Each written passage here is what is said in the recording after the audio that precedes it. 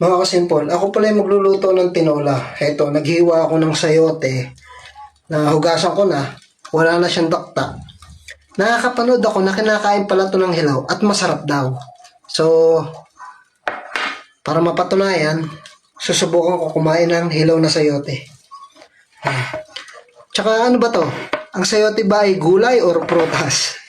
Ito mga kasimpol. Ito. Natanggalan ko na to ng dakta. Nahugasan ko na. Ayan. Para safe kainin. Malinis na to mga kasimpol. Titikman ko. Kasi masarap daw to eh.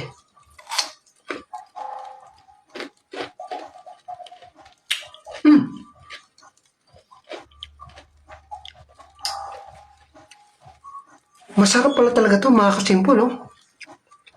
Matamis.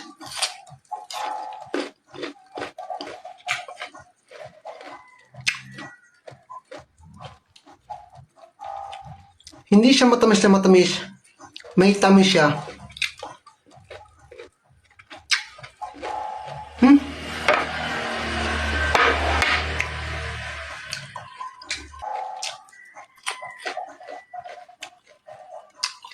May konting hawig siya sa lasa ng mansanas, mga kasimpol. Totoo pala, mga kasimpol. Masarap pala talaga ang hilaw na sayote.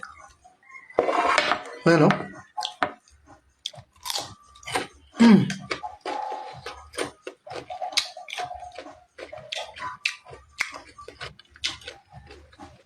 Manamis na miss.